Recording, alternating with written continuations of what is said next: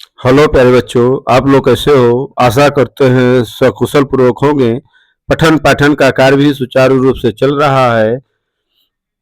चलिए आज हम लोग पढ़ेंगे कक्षा 10 यूपी बोर्ड रासायनिक अपक्रिया केमिकल रिएक्शन के बारे में। तो हमारा पहला रासायनिक अपक्रिया है मैग्नीशियम ऑक्सीजन के साथ क्रिया करके मैग्नीशियम ऑक्साइड बनाता है। क्या बनाता है? मैग्नीशियम ऑक्साइड बनाता है।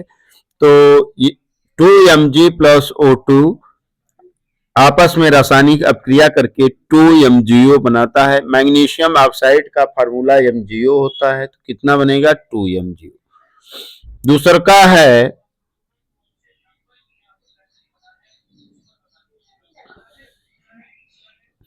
नंबर 2, जब जिंक हाइड्रोक्लोरिक अम्ल के साथ क्रिया करता है तो जिंक क्लोराइड बनता है और हाइड्रोजन गैस रिलीज होती है। तो यहाँ आप देख सकते हैं कि जिंक पर 2HCl की क्रिया कराते हैं तो जिंक क्लोराइड ZnCl2 बनता है और H2 हाइड्रोजन गैस रिलीज होता है। तो यह क्रिया कैसी होगी फिर बच्चों?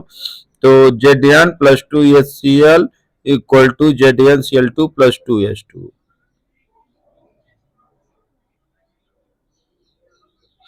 अगली रासायनिक अपक्रिया है जब जिंक का सल्फ्यूरिक अम्ल के साथ क्रिया कराया जाता है तो जिंक सल्फ्यूरिक अम्ल के साथ अपक्रिया करके जिंक सल्फेट बनाता है और हाइड्रोजन गैस निकलती है। आइए रासायनिक अपक्रिया देखें। Zn पर सल्फ्यूरिक अम्ल का सूत्र होता है H2SO4 की रासायनिक अपक्रिया कराई जाती है तो ZnSO4 बनता है और हाइड्रोजन गैस रिलीज होती है।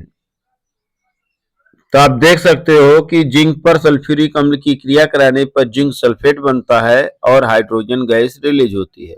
अगली अपक्रिया चौथी, जब लोहा कॉपर सल्फेट विलयन के संपर्क में आता है तो आयरन सल्फेट बनता है और कॉपर रिलीज होता है। यहाँ पर बता दें, जो लोहा है आयरन के रूप में, वह कॉपर से अधिक क्रियाशील होने के कारण कॉपर को विस्थापित कर देता है और आयरन सल्फेट बनाता है।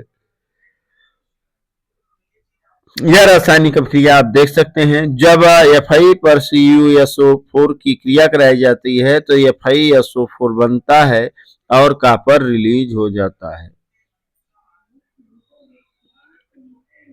तो क्या हुआ कि आयरन पर जब हम कॉपर सल्फेट की अपक्रिया कराएं तो आयरन अधिक क्रियाशील होने के कारण कॉपर को विस्थापित कर देता है और कॉपर जो है अवशेष के रूप में हो जाता है और फिर आयरन सल्फेट बन जाता है।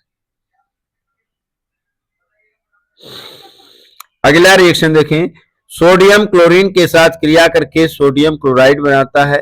तो सोडियम पर जब क्लोरीन की क्रिया कराते हैं तो क्लोरीन हमेशा डाइमर के रूप में रहता है Cl2 के रूप में।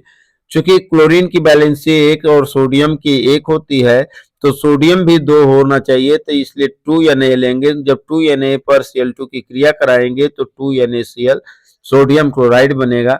सोडियम क्लोराइड का 2 अणु बनेगा। तो इस प्रकार सोडियम क्लोरीन के साथ क्रिया करके सोडियम क्लोराइड बनाता है। आइए अगली अपक्रिया देखते हैं। कैल्शियम कार्बोनेट को गर्म करने पर कैल्शियम ऑक्साइड बनता है और कार्बन डाइऑक्साइड गैस रिलीज होती है।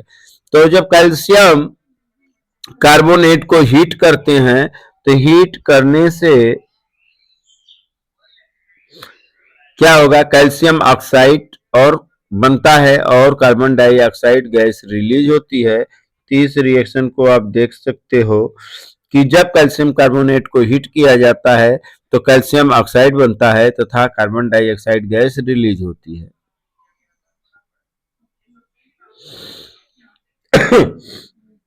अगला रिएक्शन देखें। फेरस सल्फेट को गर्म करने पर जब फेरस सल्फेट के 2 अणु को गर्म किया जाता है तो फेरिक ऑक्साइड बनता है, सल्फर डाइऑक्साइड बनता है और सल्फर ट्राइऑक्साइड बनता है। तो हीटिंग के समय हीट करने पर यह इन आयों में टूट जाता है। तो इस प्रकार आप देख सकते हैं कि जब हम फेरस सल्फेट को गर्म करते हैं तो फेरिक ऑक्साइड बनता है सल्फर डाइऑक्साइड बनता है और सल्फर ट्राइऑक्साइड बनता है। जब सीसा नाइट्रेट को गर्म करते हैं तो सीसा नाइट्रेट को गर्म करने पर क्या बनता है, तो पहले हीटिंग का सिंबल लिख देते हैं तीर के ऊपर। अब लेड नाइट्रेट का सूत्र होता है PbNO3 का ट्वायस। दो अणु लेते हैं, इसको हीट करेंगे तो 2PbO plus 4NH2 plus O2 बनता है। तो इस प्रकार आप देख सकते हो कि जब लेड नाइट्रेट को हम गर्म करते हैं तो lead oxide NO2 plus O2 बनता है। अगला रिएक्शन देखें, जल का विद्युत अवघटन, इलेक्ट्रोलिसिस ऑफ वाटर। यहां पर देखते हैं जल के दो अणु को जब हम इलेक्ट्रोलिसिस करते हैं, विद्युत अवघटन कराते हैं, तो यह हाइड्रोजन गैस और ऑक्सीजन गैस में टूट जाता है, ब्रेक डाउन हो जाता है। अगला रिएक्शन है बेरियम क्लोराइड सोडियम सल्फेट के साथ जब क्रिया कराया जाता है तो बेरियम सल्फेट के साथ क्रिया करके बेरियम सल्फेट बना लेता है, और सोडियम जो है क्लोरीन के साथ क्रिया करके सोडियम क्लोराइड बना लेता है। इस अभिक्रिया को आप देख सकते हैं कि बेरियम क्लोराइड पर जब हम अभिक्रिया कराएंगे तो बेरियम क्लोराइड सोडियम सल्फेट से क्रिया करके बेरियम सल्फेट बना लेगा और दो अणु सोडियम क्लोराइड का बनेगा। तो दो अणु किसका बनेगा, सोडियम क्लोराइड का। तो क्या बनेगा, 2NaCl। जो यहाँ नहीं दिखाई दे रहा है प्यारे बच्चों, 2Na दिखाई दे रहा है, उसके आगे Cl भी होगा, तो क्या बनेगा, 2NaCl। आइए अगली अभिक्रिया देखें। कॉपर जो है ऑक्सीजन के संपर्क में आने पर कॉपर ऑक्सीजन से क्रिया करके कॉपर ऑक्साइड बनाता है।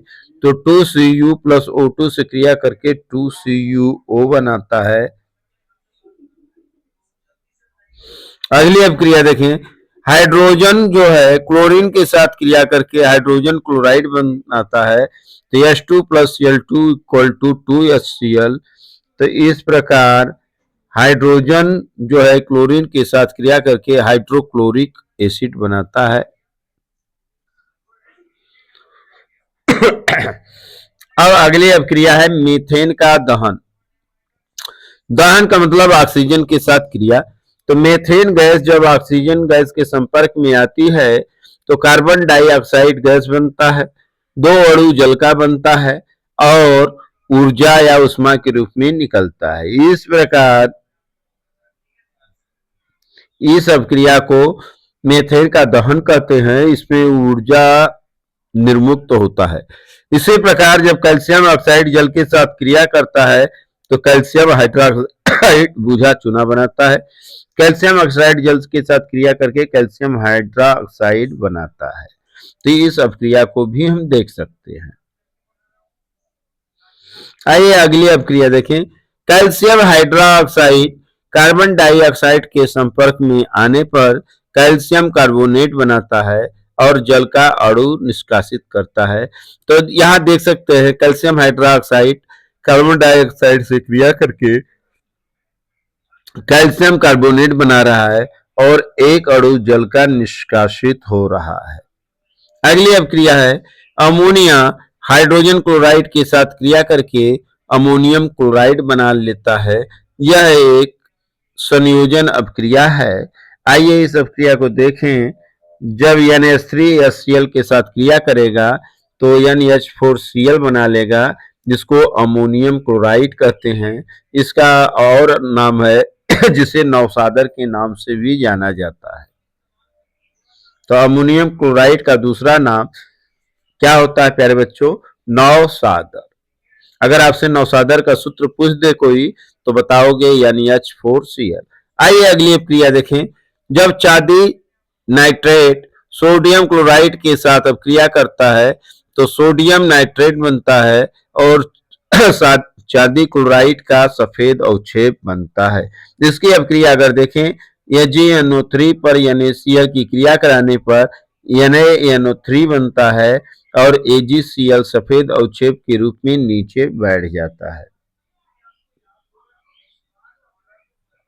अगली अभिक्रिया देखें।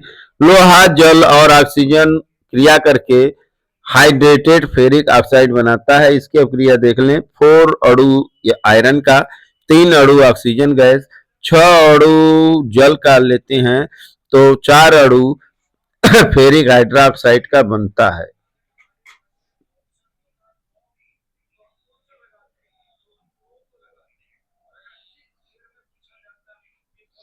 तो फेरिक हाइड्रोक्साइड के कितने अणु बनेंगे? 4 अणु बनेंगे। अगली अपक्रिया देखें। कैल्शियम जल के साथ अपक्रिया करके कैल्शियम हाइड्रोक्साइड बनाता है और हाइड्रोजन गैस रिलीज होता है। तो देखिए, कैल्शियम जल के 2 अणु से क्रिया करके कैल्शियम हाइड्रोक्साइड CaOH बनाता है और 1 अणु हाइड्रोजन गैस का निकल जाता है। अगला अपक्रिया देखें। एल्युमिनियम आयरन ऑक्साइड के साथ क्रिया करके एल्युमिनियम ऑक्साइड बनाता है और आयरन निर्मुक्त हो जाता है। तो यहाँ पर आप देख सकते हैं 2Al Fe2O3 के साथ क्रिया करके Al2O3 एल्युमिनियम ऑक्साइड एल्यूमिना बनाता है और आयरन निर्मुक्त हो जाता है। तो इस अपक्रिया को हम देख सकते हैं। अगली अपक्रिया है कार्बन ऑक्सीजन के साथ क्रिया करके कार्बन डाइऑक्साइड बनाता है। इस अपक्रिया को आप देख सकते हो। कार्बन ऑक्सीजन के साथ क्रिया करेगा तो कार्बन डाइऑक्साइड गैस बनेगी। कौन सी गैस बनेगी प्यारे बच्चों? Carbon dioxide. इसी प्रकार कार्बन मोनोऑक्साइड ऑक्सीजन के साथ क्रिया करके कार्बन डाइऑक्साइड गैस बनाती है। यहाँ पर 2 अणु कार्बन मोनोऑक्साइड का, 1 अणु ऑक्सीजन गैस का क्रिया करके 2 अणु कार्बन डाइऑक्साइड गैस का बनाता है।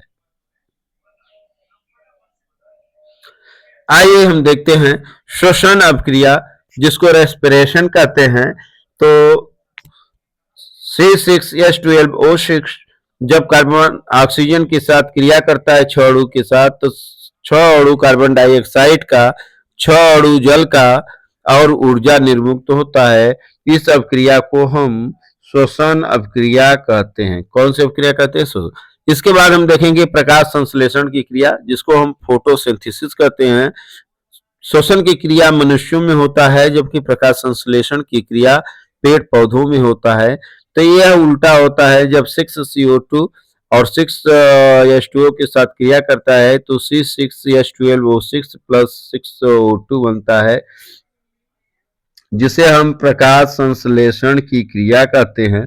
अगली अपक्रिया देखें। कैल्शियम क्लोराइड सोडियम कार्बोनेट के साथ क्रिया करके कैल्शियम कार्बोनेट और सोडियम क्लोराइड बनाता है। यह अपक्रिया को आप देख सकते हैं कि कैल्शियम क्लोराइड पर जब सोडियम कार्बोनेट की क्रिया कराई जाता है तो कैल्शियम कार्बोनेट बनता है तथा साथ में 2 अणु सोडियम क्लोराइड के बनते हैं। तो सभी प्रकार की अपक्रियाएं शामिल है। तो सभी प्रकार की अपक्रियाएं कौन कौन सी होती हैं प्यारे बच्चों? तो संयोजन की अपक्रिया होती है, अपघटन की अपक्रिया होती है, विस्थापन की अपक्रिया होती है, द्विविस्थापन की अपक्रिया होती है, दहन की अपक्रिया होती है, ऑक्सीकरण और अपचयन की अपक्रिया होती है। तो यह वीडियो आप लोगों को कैसा लगा प्यारे बच्चों? तो इस वीडियो को लाइक करिए, शेयर करिए और सब्सक्राइब करना न भूलें। धन्यवाद। Thank you so much.